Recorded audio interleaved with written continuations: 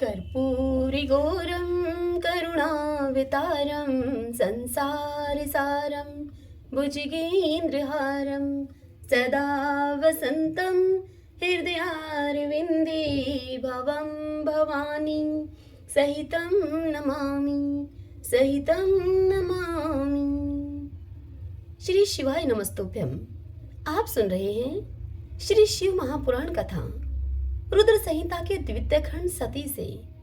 आज की कथा में हम सुनेंगे दक्ष के द्वारा यज्ञ की रक्षा के लिए भगवान विष्णु से प्रार्थना करना, भगवान का शिवद्रोह जनित संकट को टालने में अपनी असमर्थता बताते हुए दक्ष को समझाना तथा सेना के सहित वीरभद्र का आगमन, देवताओं का पलायन, इंद्र आदि के पूछने पर बृहस्पति का रुद्रदेव की अजेयता बताना, वीरभद्र का देवताओं को युद्ध के लिए ललकारना, श्री विष्णु और वीरभद्र की बातचीत तथा विष्णु आदि का अपने लोक में जाना एवं दक्ष और यज्ञ का विनाश करके वीरभद्र का कैलाश को वापस लौटना।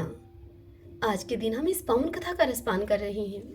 भगतजनों, यदि आपने इससे पहले की कथाएं अभी तक नहीं सुनी हैं तो उनकी सभी की लिस्ट प्लेलिस्ट में मिल जाएगी आपको, तो उन कथाओं को भी आप अवश्य सुने।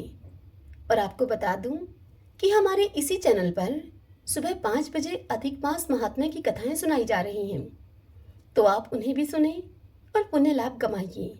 और कमेंट सेक्शन में कमेंट करके आप हमें अवश्य बताइए कि आपको यह हमारी सुनाई हुई कथाएं कैसी लगती हैं। और यदि आपके पास कोई सुझाव हो हमें देने के लिए तो वह भी आप कमेंट सेक्शन में लिखकर आप हमें अवश्य बताइए। आइए अब आज की कथा सुनते हैं। पिछले अध्याय में हमने सुना था कि आकाशवाणी हुई और आकाशवाणी से भयभीत होकर सभी भगवान विष्णु की शरण में गए। दक्ष और सभी देवता भय से अधीर होकर बेसुध हो रहे थे।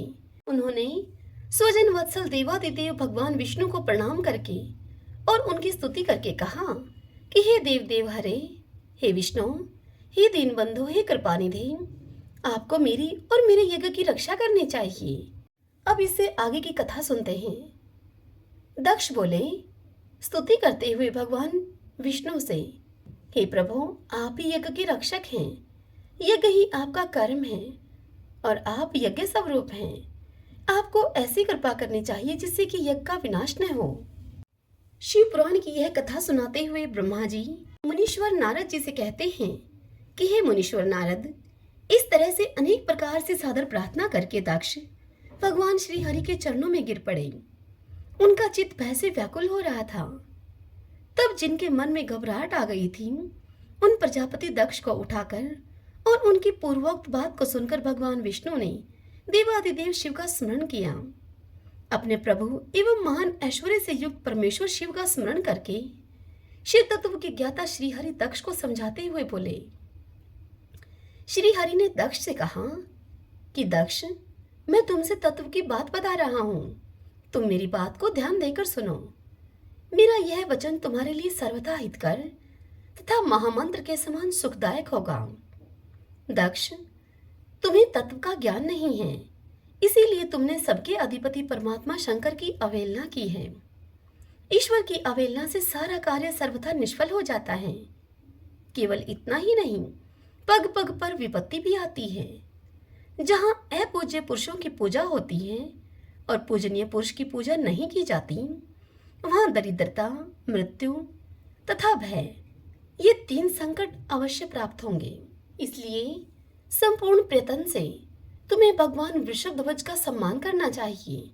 महेश्वर का अपमान करने से ही तुम्हारे ऊपर महान भय उपस्थित हुआ है। हम सब लोग प्रभु होते हुए भी आज तुम्हारी दुर्नीति के कारण जो संकट आया है उसे टालने में समर्थ नहीं है। यह मैं तुमसे सच्ची बात कहता हूँ। हे नारद, भगवान विष्णु का यह वचन सुनकर दक्ष अब चिंता में डूब गए। उनके चेहरे का रंग उड़ गया और वे चुपचाप पृथ्वी पर खड़े हो गए। इसी समय भगवान रुद्र के भेजे हुए गणनायक वीरभद्र अपनी सेना के साथ यज्ञ स्थल में जा पहुंचे। वे सब के सब बड़े शूरवीर, निर्भय तथा रुद्र के समान ही पराक्रमी थे। भगवान शंकर की आज्ञा से आए हुए उन गणों की गणना असंभव थी। वे वीर शिरोमणि रुद्र सैनिक जोर जोर से सिंहनाद करने लगे। उनके उस महानाद से तीनों लोग गूंज उठे। आकाश धूल से ढक गया और दिशाएं अंधकार से आवृत हो गईं। सातों द्वीपों से युक्त पृथ्वी अत्यंत भय से व्याकुल होकर पर्वत, वन और काननों के सहित कांपने लगी तथा संपूर्ण समुद्रों में ज्वार आ गया। इस प्रकार समस्त लोगों का विनाश करने में समर्थ उस विशाल सेना को देखकर समस्त देवता आदि चकित हो गए। सेना के उद्योग को देखकर दक्ष के मुंह से खून निकल आया। वे अपनी स्त्री को साथ में लेकर भगवान विष्णु के चरणों में दंड की भांति गिर पड़ी और फिर इस प्रकार से बोले। दक्ष ने कहा कि हे विष्णु, हे महाप्रभु, आपके बल से ही मैंने इस महान यज्ञ का आरंभ किया है। सत्कर्म की सिद्धि के लिए आप ही प्रमाण माने गए हैं। हे विष्णु, आप कर्मों के साक्षी तथा यज्ञों के प्रतिपालक हैं। हे महाप्रभु, आप वेदोक्त धर्म तथा ब्रह्मा जी के रक्षक हैं। अतः हे प्रभु, आपको मेरे इस यज्ञ की रक्षा करनी चाहिए, क्योंकि आप सबके प्रभु हैं। इतनी बात बताकर ब्रह्मा जी नारद से कहते हैं कि हे नारद, दक्ष की अत्यंत दीनतापूर्ण बात को सुनकर भगवान विष्णु उस समय शिव तत्व से विमुख हुए दक्ष को समझाने के लिए दक्ष से इस प्रकार बोले। श्री विष्णु ने दक्ष से कहा कि हे दक्ष, इसमें संदेह नहीं कि मुझे तुम्हारे यज्ञ की रक्षा करनी चाहिए, क्योंकि धर्म परिपालन विषयक जो मेरी सत्य प्रतिज्ञा है वह सर्वत्र विख्यात है। परंतु हे दक्ष, मैं जो कुछ कहता हूं उसे तुम सुनो। इस समय अपनी क्रूरतापूर्ण बुद्धि को तुम त्याग दो। देवताओं के क्षेत्र नैमिषारण्य में जो अद्भुत घटना घटित हुई थी उसका तुम्हें स्मरण नहीं हो रहा है। क्या तुम अपनी कुबुद्धि के कारण उसे भूल गए हो? यहाँ कौन भगवान रुद्र के कोप से तुम्हारी रक्षा करने में समर्थ है भला? हे दक्ष, तुम्हारी रक्षा किसको अभिमत नहीं है, परंतु जो तुम्हारी रक्षा करने को उद्यत होता है वह अपनी दुर्बुद्धि का ही परिचय देता है। हे दुर्मते, क्या कर्म है और क्या अकर्म है, इसे तुम नहीं समझ पा रहे हो। केवल कर्म ही कभी कुछ करने में समर्थ नहीं हो सकता। जिसके सहयोग से कर्म में कुछ करने की सामर्थ्य आती है उसी को तुम सर्वकर्म समझो। भगवान शिव के बिना दूसरा कोई कर्म में कल्याण करने की शक्ति देने वाला नहीं है। जो शांत हो, ईश्वर में मन लगाकर उनकी भक्ति पूर्वक कार्य करता हो, उसी को भगवान शिव तत्काल उस कर्म का फल देते हैं। जो मनुष्य केवल ज्ञान का सहारा लेकर अन ईश्वरवादी हो जाते हैं या ईश्वर को नहीं मानते हैं, वे शतकोटि कल्पों तक नरक में ही पड़े रहते हैं। फिर वे कर्म पाश में बंधे हुए जीव प्रत्येक जन्म में नरकों की यातना को भोगते हैं, क्योंकि वे केवल सकाम कर्मों के ही स्वरूप का आश्रय लेने वाले होते हैं। ये शत्रुमर्दन वीरभद्र जो यज्ञशाला के आंगन में आ पहुंचे हैं, भगवान रुद्र की क्रोधाग्नि से प्रकट हुए हैं। इस समय समस्त रुद्रगणों के नायक यही हैं। ये हम लोगों के विनाश के लिए आए हैं, इसमें संशय नहीं है। कोई भी कार्य क्यों ना हो, वस्तुतः इनके लिए कुछ भी अशक्य है ही नहीं। ये महान सामर्थ्यशाली वीरभद्र सब देवताओं को अवश्य ही जलाकर शांत होंगे, इसमें संशय नहीं जान पड़ता। मैं भ्रम से महादेव जी की शपथ का उल्लंघन करके जो यहाँ ठहरा रहा हूँ, उसके कारण तुम्हारे साथ मुझे भी इस कष्ट का सामना करना ही पड़ेगा। भगवान विष्णु इस प्रकार कह ही रहे थे कि वीरभद्र के साथ शिवगणों की सेना का समुद्र उमड़ आया। समस्त देवता आदि ने उसे देखा। हे नारद, उस समय देवताओं के साथ शिवगणों का घोर युद्ध आरंभ हो गया। उसमें सारे देवता पराजित हुए और फिर भागने लगे। वे एक दूसरे का साथ छोड़कर स्वर्गलोक में चले गए। उस समय केवल महाबली इंद्र आदि लोकपाल ही उस दारुण संग्राम में धैर्य धारण करके उत्सुकता पूर्वक खड़े रहे। तदंतर इंद्र आदि सब देवता मिलकर उस सम्रांगण में बृहस्पति जी को विनीत भाव से नमस्कार करके उनसे पूछने लगे। लोकपाल बोले, हे गुरुदेव बृहस्पति, हे तात, हे महाप्राग, दयानिधि, आप शीघ्र बताइए, हम जानना चाहते हैं कि हमारी विजय कैसे होगी। उनकी यह बात सुनकर बृहस्पति ने प्रतन पूर्वक भगवान शंभु का स्मरण किया और ज्ञान दुर्बल महेंद्र से कहा। बृहस्पति जी इंद्र से बोले, हे इंद्र, भगवान विष्णु ने पहले जो कुछ कहा था वह सब इस समय घटित हो गया। मैं उसी को स्पष्ट कर रहा हूं। तुम सावधान होकर सुनो। समस्त कर्मों का फल देने वाला जो कोई ईश्वर है वह कर्ता का ही आश्रय लेता है। कर्म करने वाले को ही उस कर्म का फल देता है। जो कर्म करता ही नहीं उसको फल देने में वह भी समर्थ नहीं है। अतः जो ईश्वर को जानकर उसका आश्रय लेकर सत्कर्म करता है उसी को उस कर्म का फल मिलता है। ईश्वर द्रोही को नहीं मिलता। न मंत्र, न औषधियां, न समस्त अभिचारिक कर्म, न लौकिक पुरुष, न कर्म, न वेद, न पूर्व और न उत्तर मीमांसा और न वेदों से युक्त अन्यान्य शास्त्र ही ईश्वर को जानने में समर्थ होते हैं। ऐसा प्राचीन विद्वानों का कथन है। अनन्य शरण भक्तों को छोड़कर दूसरे लोग संपूर्ण वेदों का 10,000 बार स्वाध्याय करके भी महेश्वर को भली भांति नहीं जान सकते। यह मां श्रुति का कथन है। अवश्य भगवान शिव के अनुग्रह से ही सर्वथा शांत, निर्विकार एवं उत्तम दृष्टि से सदाशिव के तत्व का साक्षात्कार हो सकता है, अर्थात उनका ज्ञान हो सकता है। हे सुरेश्वर, क्या कर्तव्य है और क्या अकर्तव्य है इसका विवेचन करना अभिष्ट होने पर भी मैं जो इसमें सिद्धि का उत्तम अंश है उसी का प्रतिपादन आपसे करूंगा। तुम अपने हित के लिए उसे ध्यान देकर सुनो। हे इंद्र, तुम लोकपालों के साथ आज नादान बनकर दक्ष यज्ञ में आ गई। तुम बताओ तो सही, यहाँ पर आकर तुम क्या पराक्रम करोगे? भगवान रुद्र जिनके सहायक हैं, ऐसे ये परम क्रोधी रुद्रगण इस यज्ञ में विघ्न डालने के लिए आए हैं और अपना काम पूरा करेंगे, इसमें कोई संशय नहीं है। मैं तुमसे सत्य सत्य कहता हूँ कि इस यज्ञ के विघ्न का निवारण करने के लिए वस्तुतः तुम में से किसी के पास भी सर्वथा कोई उपाय नहीं है। बृहस्पति जी की इस बात को सुनकर वे इंद्र आदि सहित समस्त लोकपाल बड़ी ही चिंता में पड़ गए। तब महावीर रुद्रगणों से घिरे हुए वीरभद्र ने मन ही मन भगवान शंकर का स्मरण करके इंद्र आदि लोकपालों को डांटा और इसके पश्चात रुद्रगणों के नायक वीरभद्र ने रोष से भरकर तुरंत ही संपूर्ण देवताओं को तीखे बाणों से घायल कर दिया।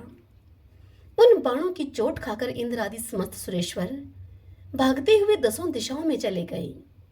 जब लोकपाल चले गए और देवता भाग खड़े हुए तब वीरभद्र अपने गणों के साथ यज्ञशाला के समीप गए। उस समय वहां विद्यमान समस्त ऋषि अत्यंत भयभीत होकर परमेश्वर श्री हरि से रक्षा की प्रार्थना करने के लिए सहसा नतमस्तक होकर शीघ्र बोले। वे बोले, हे देवदेव, हे रमानाथ, हे सर्वेश्वर, हे महाप्रभु, आप दक्ष के यज्ञ की रक्षा कीजिए। आप ही यज्ञ हैं, इसमें संशय नहीं है। यज्ञ आपका कर्म, रूप और अंग है। आप यज्ञ की रक्षक हैं, अतः दक्ष यज्ञ की रक्षा कीजिए। आपके सिवा दूसरा कोई इसका रक्षक नहीं है। हे नारद, ऋषियों का यह वचन सुनकर मेरे सहित भगवान विष्णु वीरभद्र के साथ युद्ध करने की इच्छा से चले। श्री हरि को युद्ध के लिए उद्यत होते देखकर शत्रुमर्दन वीरभद्र, जो कि वीर परमत गणों से घिरे हुए थे, कड़े शब्दों में भगवान विष्णु को डांटने लगे। हे नारद, वीरभद्र की यह बात सुनकर बुद्धिमान देवेश्वर विष्णु वहां प्रसन्नतापूर्वक हंसते हुए उनसे बोले। विष्णु भगवान ने कहा कि हे वीरभद्र, आज तुम्हारे सामने मैं जो कुछ कहता हूं तुम उसे सुनो।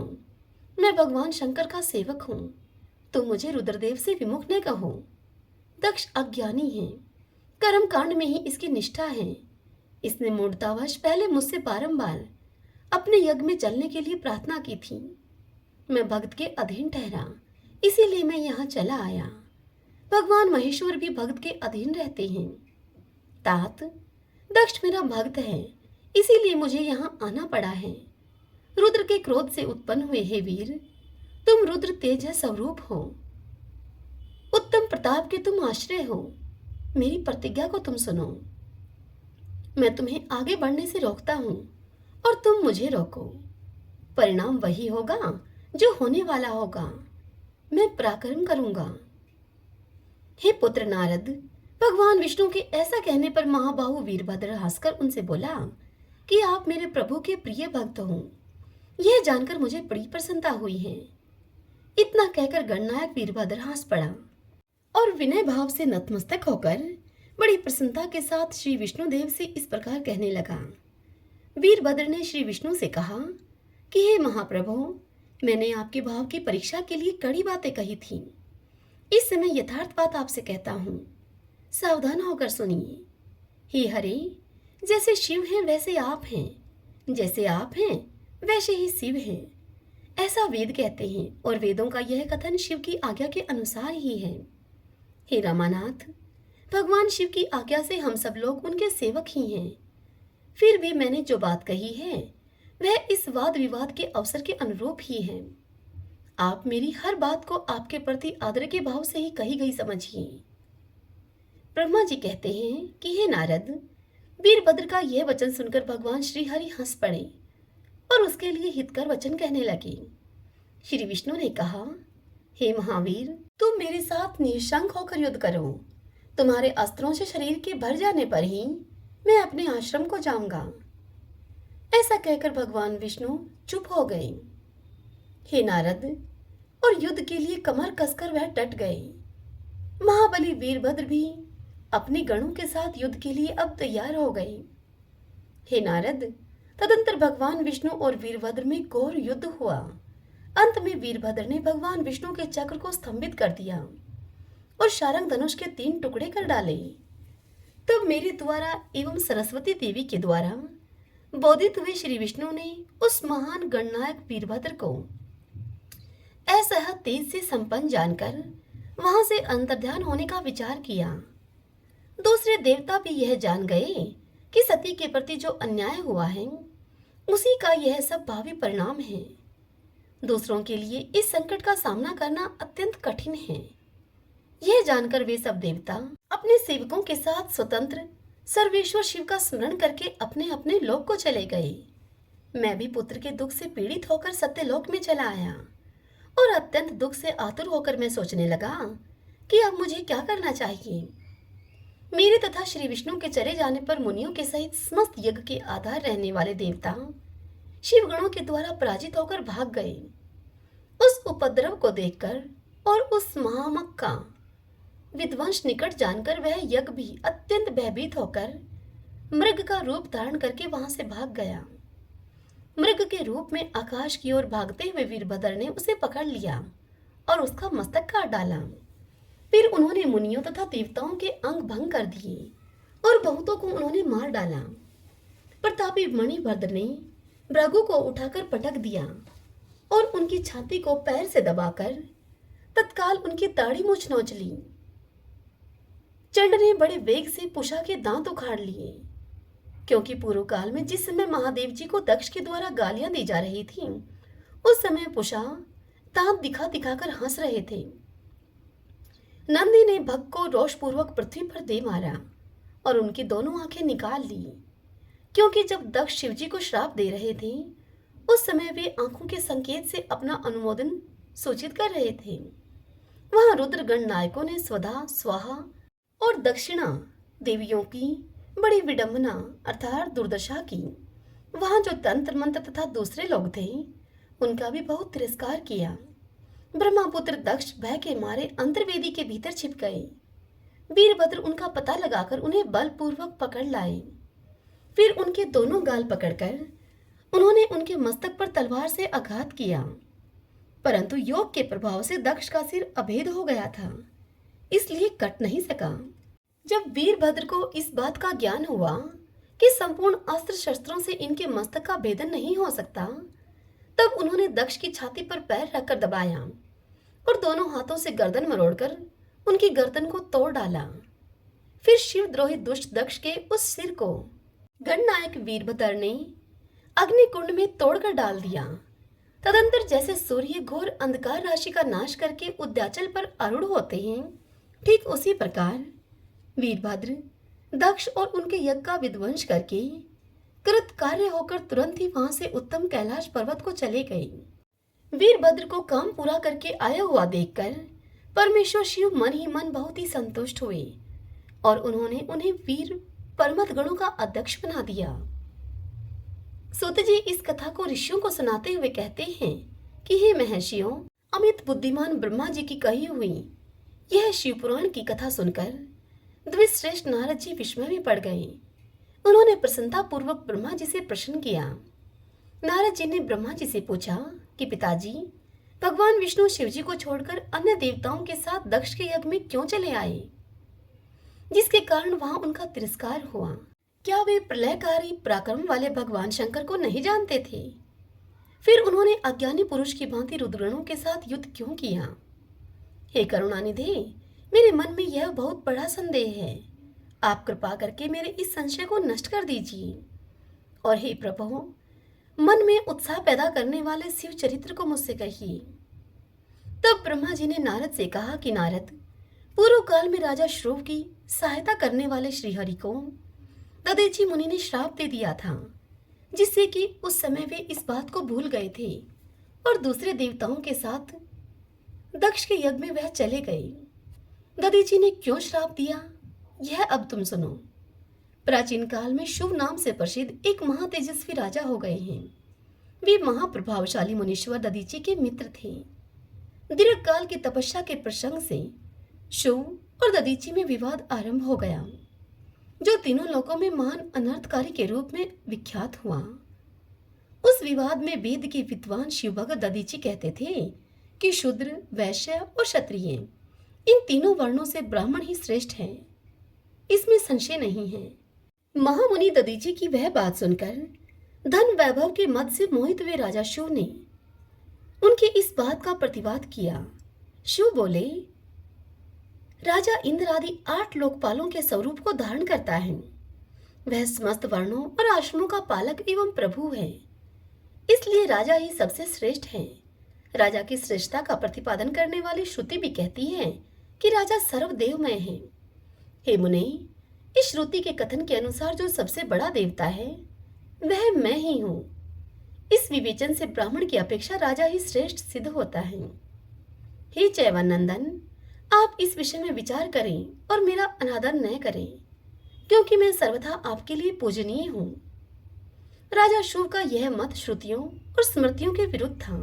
राजा के इस वचन को सुनकर भृगुकुल भूषण मुनिश्रेष्ठ दधीचि को बड़ा ही क्रोध आया। हे मुनि नारद, अपने गौरव का विचार करके वे कुपित हुए महातेजस्वी दधीचि ने शुभ के मस्तक पर बाएं मुक्के से प्रहार किया। उनके मुक्के की मार खाकर ब्राह्मण के अधिपति कुत्सित बुद्धि वाले शुभ अत्यंत कुपित होकर गरज उठे और उन्होंने वज्र से दधीचि ऋषि को काट डाला। उस वज्र से आहत होकर भृगुवंशी दधीचि पृथ्वी पर गिर पड़े। भार्गव वंशधर दधीचि ने गिरते समय शुक्राचार्य का स्मरण किया। योगी शुक्राचार्य ने वहां आकर दधीचि के शरीर को, जिसे शुभ ने काट डाला था, तुरंत ही जोड़ दिया। दधीचि के अंगों को पूर्ववत जोड़कर शिव भगत शिरोमणि तथा मृत्युंजय विद्या के प्रवर्तक शुक्राचार्य ने उनसे कहा, दधीचि, मैं सर्वेश्वर भगवान शिव का पूजन करके तुम्हें श्रुति प्रतिपादित महामृत्युंजय नामक श्रेष्ठ मंत्र का उपदेश देता हूँ। त्र्यंबकम यजामहे, हम भगवान त्र्यंबकम का यजन करते हैं। त्र्यंबकम का अर्थ है तीनों लोकों के पिता प्रभावशाली शिव। वे भगवान सूर्य, सोम और अग्नि तीनों मंडलों के पिता हैं। सतव, रज और तम तीनों गुणों के महेश्वर हैं।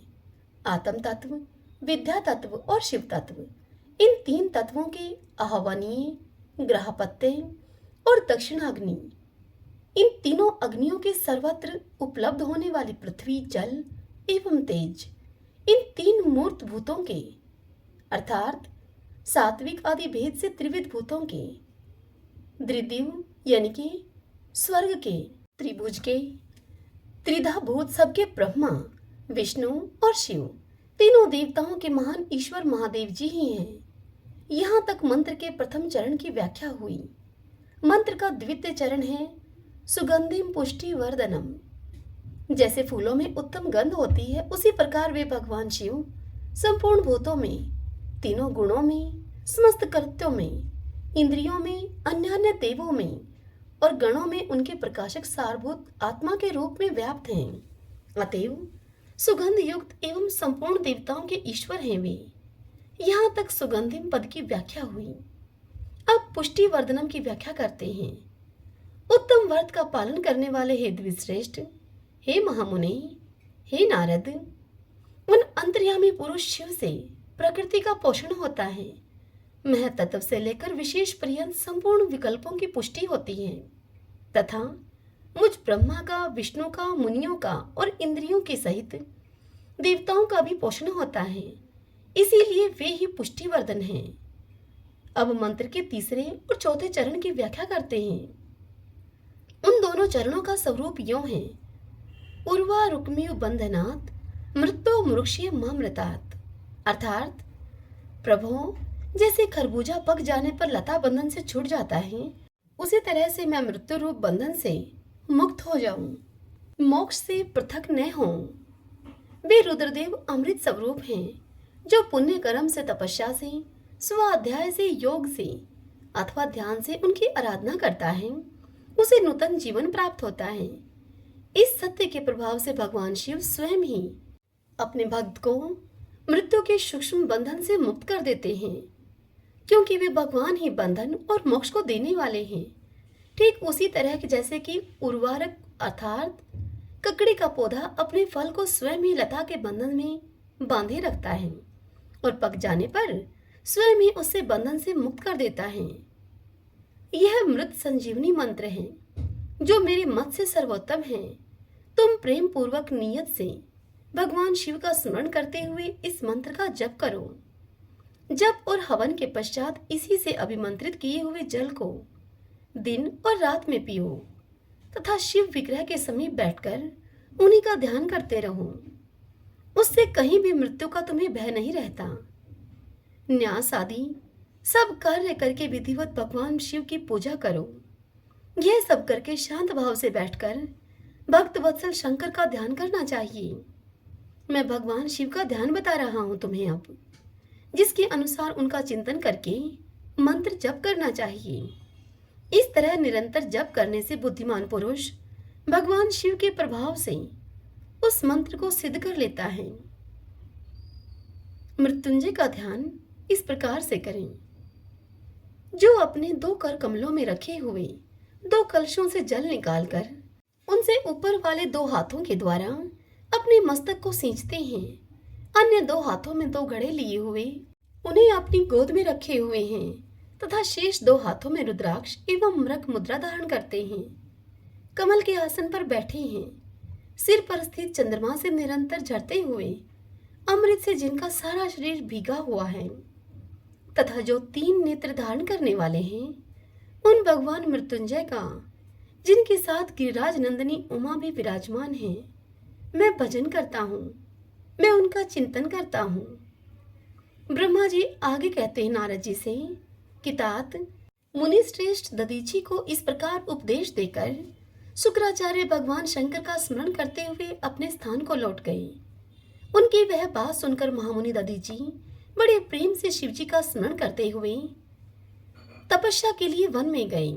वहां जाकर उन्होंने विधि पूर्वक महामृत्युंजय मंत्र का जप और प्रेम पूर्वक भगवान शिव का चिंतन करते हुए तपस्या प्रारंभ की। दीर्घ काल तक उस मंत्र का जप और तपस्या के द्वारा भगवान शंकर की आराधना करके दधीची ने महामृत्युंजय शिव को संतुष्ट किया। हे महामुने, उस जप से प्रसन्नचित हुए भक्त वत्सल भगवान शिव दधीची के प्रेमवश उनके सामने प्रकट हो गई। अपने प्रभु शंभु का साक्षात दर्शन करके मुनीश्वर दधीची को बड़ी ही प्रसन्नता हुई। उन्होंने विधि पूर्वक प्रणाम करके अपने दोनों हाथों को जोड़कर भक्ति भाव से भगवान शंकर का सत्वन किया। हे तात, हे मुनि नारद, तदंतर मुनि के प्रेम से प्रसन्न हुए शिव ने च्यवन कुमार दधीची से इस प्रकार कहा। भगवान शंकर ने कहा कि तुम वर मांगो। भगवान शिव का यह वचन सुनकर भक्त शिरोमणि दधीची दोनों हाथों को जोड़कर नतमस्तक होकर भक्त वत्सल शंकर से बोले। दधीची ने कहा कि हे देव देव महादेव, मुझे आप 3 वर दीजिए। मेरी हड्डी वज्र हो जाए, कोई भी मेरा वध न कर सके और मैं सर्वत्र अधीन रहूं, कभी मुझ में दीनता न आए। दधीची का यह वचन सुनकर प्रसन्न हुए परमेश्वर शिव ने तथास्तु कहकर उन्हें वे तीनों वरदान दे दिए। शिव जी से 3 वर पाकर वेद मार्ग में प्रतिष्ठित महामुनि दधीची अब आनंद मगन हो गए और शीघ्र ही राजा शो के स्थान में गए। महादेव जी से अवैधता, वज्रमय अस्थि और आधीनता पाकर दधीची ने राजेंद्र शुभ के मस्तक पर लात मारी। फिर तो राजा शुभ ने भी क्रोध करके दधीची पर वज्र से प्रहार किया। वे भगवान विष्णु के गौरव से अधिक गर्व में भरे हुए थे, परंतु शुभ का चलाया हुआ वह वज्र परमेश्वर शिव के प्रभाव से महात्मा दधीची का नाश न कर सका। इससे ब्रह्मा कुमार शिव को बड़ा ही विस्मय हुआ। मुनीश्वर दधीची की अवैधता, अधीनता तथा वज्र से भी बढ़ चढ़कर प्रभाव देखकर ब्रह्मा कुमार शिव के मन में बड़ा ही आश्चर्य हुआ। उन्होंने शीघ्र ही वन में जाकर इंद्र के छोटे भाई मुकुंद की आराधना आरंभ की। वे शरणागत पालक नरेश मृत्युंजय सेवक दधीची से पराजित हो गए थे। शिव की पूजा से गरुड़ ध्वज भगवान मधुसूदन बहुत ही संतुष्ट हुए। उन्होंने राजा को दिव्य दृष्टि प्रदान की। उस दिव्य दृष्टि से ही जनार्दन देव का दर्शन करके उन गरुड़ ध्वज को शिव ने प्रणाम किया और प्रिय वचनों के द्वारा उनकी स्तुति की। इस प्रकार देवेश्वर आदि से प्रशंसित उन अजय ईश्वर श्री नारायण देव का पूजन और सत्वन करके राजा ने भक्ति भाव से उनकी ओर देखा तथा उन जनार्दन के चरणों में मस्तक रखकर प्रणाम करने के बाद उन्हें अपना अभिप्राय सूचित किया। राजा बोले कि भगवान दधीची नाम से प्रसिद्ध एक ब्राह्मण हैं जो कि धर्म के ज्ञाता हैं। उनके हृदय में विनय का भाव है। वे पहले मेरे मित्र थे। इन दोनों रोग शोक से रहित मृत्युंजय महादेव जी की आराधना करके वे उन्हीं कल्याणकारी शिव के प्रभाव से समस्त अस्त्र शस्त्रों के द्वारा सदा के लिए अवैध हो गए हैं। एक दिन उन महातपस्वी दधीची ने भरी सभा में आकर अपने बाएं पैर से मेरे मस्तक पर बड़े ही वेग से अवहेलना पूर्वक प्रहार किया और बड़े गर्व से कहा कि मैं किसी से नहीं डरता। हे हरे, वे मृत्युंजय से उत्तम वर पाकर अनुपम गर्व से भर गए हैं। ब्रह्मा जी नारद जी को शिवपुराण की इतनी कथा सुनाकर आगे कहते हैं कि हे नारद, महात्मा दधीची की अवैधता का समाचार जानकर श्रीहरि ने महादेव जी के अतुलित प्रभाव का स्मरण किया।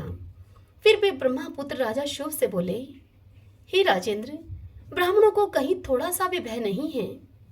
हे भूपते, विशेषतः रुद्र भक्तों के लिए तो भय नाम की कोई वस्तु है ही नहीं।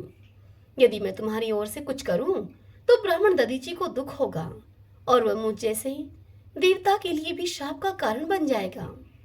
हे राजेंद्र, दधीची के श्राप से दक्ष के यज्ञ में सुरेश्वर शिव से मेरी पराजय होगी और फिर मेरा उत्थान भी होगा।